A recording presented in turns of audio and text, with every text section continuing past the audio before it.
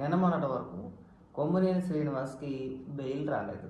Bail రానంత వరకు కూడా కొమ్మినేని శ్రీనివాస్ వృద్ధుడు, 70 ఏళ్ళ వయసున్న వ్యక్తి, సీనియర్ జర్నలిస్టు, అమాయకుడు, సౌమ్యుడు, అతనంత మంచివాడు ఇంకెవడో లేడని చెప్పేసి అని మాట్లాడిన వీళ్ళు నేను కొమ్మినేని శ్రీనివాస్ బయటికి రాగానే సడన్గా కొమ్మినేని శ్రీనివాస్ అత్యంత బలవంతుడు, ప్రభుత్వం అతని కోసం వేసిన సుప్రీంకోర్టు వరకు వెళ్ళింది వీళ్ళే. కానీ వీళ్ళ ప్రచారం చేసే ఇది మాట. ఒకసారి సాక్షిలో ఒక డిబేట్ పెట్టాను నిన్న. అందులో ఈశ్వర్ గారు ఏం మాట్లాడుతున్నారో ఒకసారి వినిపిస్తే చూడండి. రోజు 1 గంట మీడియాలో చర్చ నిర్వహించే ఒక జర్నలిస్ట్ కు బెయిల్ రాకుండా చేయడానికి దేశంలోనే అత్యంత ఖరీదైన ముకుల్ రోహిత్ కి, సిద్ధార్థ లోద్రా లాంటి లాయర్లను పెట్టారంటే ఒకటి కొమ్మినేని బలవంతుడై ఉండాలి, లేకపోతే చంద్రబాబు అత్యంత బలహీనుడై ఉండాలి. ఇది నేనంటున్న మాట కాదు. కొమ్మినేని అరెస్ట్ తో సోషల్ మీడియా వేదికగా జరుగుతున్న చర్చ. నవ్వితే అరెస్ట్ చేస్తారా? ప్రశ్నిస్తే నొక్కేస్తారా? నిలదీస్తే కాదు, ఏం ప్రశ్నించాడని చెప్పేసి కొమ్మినేని శ్రీనివాసు ఏం ప్రశ్నించాడు అక్కడ? ఈరోజైనా సరే కొమ్మినేని శ్రీనివాసు ఒక ప్రజలకు పనికొచ్చే డిబేట్ ఒక్కటంటే ఒక్కటి చేసేదే చేయలేదు కదా. ప్రశ్నించేతానికి అంత ఫేము అంత నేము లేదు కదా. ఏంటి కొమ్మినేని శ్రీనివాస్ అంటే సాక్షికే పరిమితం అండి. ఒకవేళ ఎప్పుడైనా ఒక డిబేట్లో మాట్లాడాలంటే చేతిలో పేపర్ లేనిది కెమెరా వైపు చూస్తూ ఒక 10 నిమిషాల పాటు ప్రభుత్వం తీసుకునే నిర్ణయాల గురించి కానీ, ప్రభుత్వ పాలసీల గురించి కానీ ఏ రోజైనా మాట్లాడగలిగాడా? ఇప్పుడైనా మాట్లాడగలుగుతాడా? జస్ట్ ఊరికే నోట్లోంచి 4 పదాలు రావాలన్నా సరే ఒక స్లిప్ చేతిలో అక్కడ దాకా ఎందుకండి? ఆ కృష్ణరాజు అన్ని వ్యాఖ్యలు చేశాడు కదా. తర్వాత రోజు డిబేట్లో కొమ్మినేని శ్రీనివాస్ క్షమాపణ చెప్పాడు కదా. ఆ క్షమాపణ చెప్పే స్క్రిప్ట్ కూడా ఒక చిన్న పేపర్లో రాసుకొని వచ్చి చేతిలో పట్టుకొని అందులో ఉన్నట్టుగా చదివిస్తుడు. ఏమి అంత పెద్ద జర్నలిస్ట్ అని చెప్పేసి అని వయసులో పెద్దవాడేమో కానీ అనుభవం ఉంది అంతే. కానీ స్టిల్ ఇవాళకి చెప్పగలుగుతా కొమ్మినేని శ్రీనివాసు చేతిలో పేపర్ లేనిదే మాట్లాడలేడు. డిబేట్లు వేరే.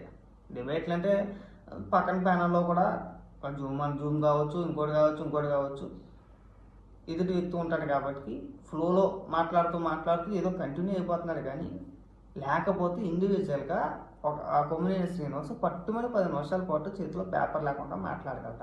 పట్టుమని 10 నిమిషాలు వద్దు, 2 నిమిషాలు మాట్లాడలేడు. మీరు సీనియర్ జర్నలిస్టు పెద్ద తోపుతురుం ఖాను ప్రభుత్వాన్ని ప్రశ్నించేసాడు. అచ్చి బాబోయ్, ప్రభుత్వాన్ని కొమ్మినేని శ్రీనివాస్ ప్రశ్నించడమే 300 వస్తాయి వర్షకు 300. సాక్షిలో అప్లోడ్ చేస్తే వీడియో యూట్యూబ్ ఛానల్లో అప్లోడ్ చేస్తే 300 మంది చూసేస్తారు. కొమ్మినేని శ్రీనివాస్ జరిపోయి ఏ డిబేట్ అయినా చూడండి పట్టుమని 10 నిమిషాలు పోయిన పాపాలు లేదు. ఇక్కడికి వచ్చి మనం భజన పైగా అనన మాటలు అన్నారని చెప్పేసి ఆపాదించడం ఒకటే. కాస్త ఇది ఉండాలండి. ఇంకా వినిపిస్తా. నిజాన్ని నిర్భయంగా వెల్లడిస్తే జైల్లోకి నెట్టేస్తారా? చేయని వ్యాఖ్యలను కొమ్మినేనికి ఆపాదిస్తూ టీడీపీ చేసిన కుట్రలు అన్ని కాదు. సాక్షి కార్యాలయాలపైన దాడులకు ప్లాన్ తీశారు. ఎల్లో మూకను రంగంలోకి తిప్పి విధ్వంసం సృష్టించారు. అసలు సిగ్గు శరం అనేది జన్మకు రాదేశ్వర. నిన్న మొన్నటి వరకు సాక్షి యాజమాన్యం ఖండించింది. దానికి ఆ వ్యాఖ్యలకి అంటే కృష్ణరాజు చేసిన వ్యాఖ్యలకి మాకు ఎలాంటి సంబంధం లేదు, మేము తీవ్రంగా ఖండిస్తున్నామనే కదా మాట్లాడారు. ఇవాళ చేయని వ్యాఖ్యలు అనేది మాట్లాడుతున్నారు. బెయిల్ వచ్చిందనా?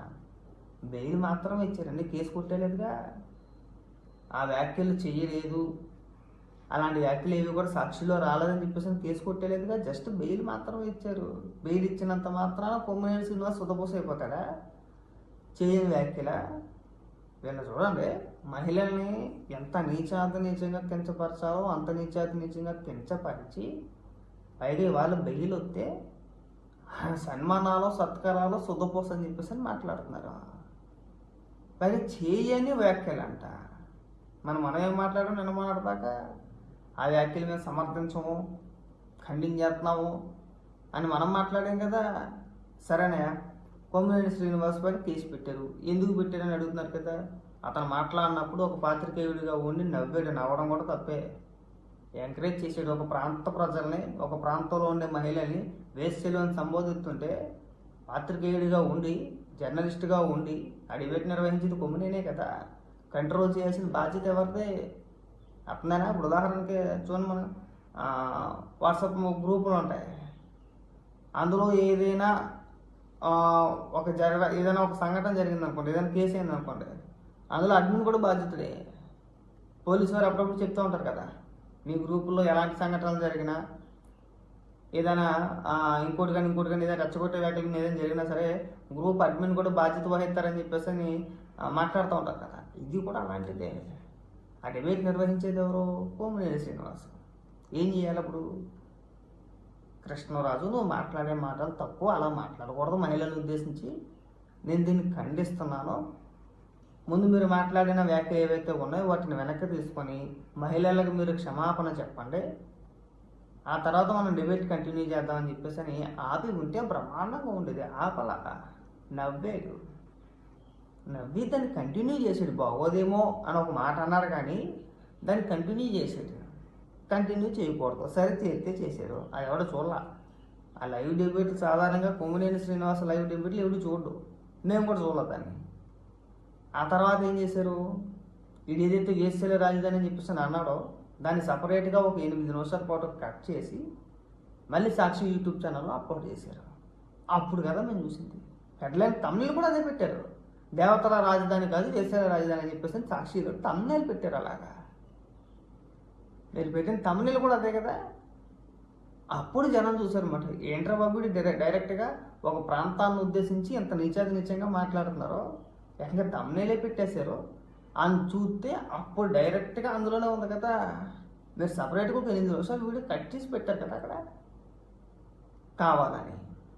అంతేనా?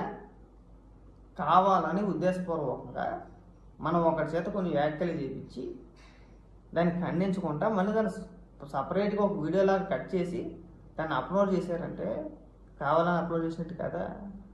ఏది చెయ్యని వ్యాఖ్యలు మీ ముఖాన్ని తుప్పుకుని అందరూ ఉమ్మేసారు కదా. అయినా సరే మనం ఇంకెక్క సిగ్గు శరం లేకుండా మన నోటుకు వచ్చినట్టు ఏది పడితే అది మాట్లాడుతుంటే మిమ్మల్ని ఏమన్నా ఈశ్వర్ అసలు? మీరు ఒక జర్నలిస్ట్, ఇవాళ నువ్వు కూడా నీతులు చెప్తున్నావు, నువ్వు అంతకంటే ఎక్కువ మాట్లాడావు. ఒకటి బాగా గుర్తుపెట్టుకో, కొమ్మినేని శ్రీనివాస్ ఏమి తోపు కాదు, తురుముకాను కాదు. కొమ్మినేని శ్రీనివాస్ని చూసి ప్రభుత్వాలు ఏమి భయపడిపోవు. ప్రభుత్వాలు ఏంటి, ఊరికే సీనియర్ జర్నలిస్ట్ కాబట్టి ఏదో గతి లేక మీరు ఏదో అడుగుతున్నారు కానీ నిన్న మొన్నటి దాకా నువ్వు చేసిన డిబేట్లే ఎవరికి పోవు, ఎక్కడికి పోవు. అక్కడే ఎడితే 300 400 1000 మహా అయితే ఒక 10,000 పోద్దేమో ఎవరిషిప్, అంతకు మించి సచ్చేదేమీ లేదు. కాబట్టి కంటే మీరు పెద్ద తోపు తురుముకాన్లేమీ కాదులే కానీ ఇంక ఈ మాటల్ని వ్యాఖ్యల్ని సమర్థించే కార్యక్రమాలు చేయమాకండి, సమర్థించమాకండి.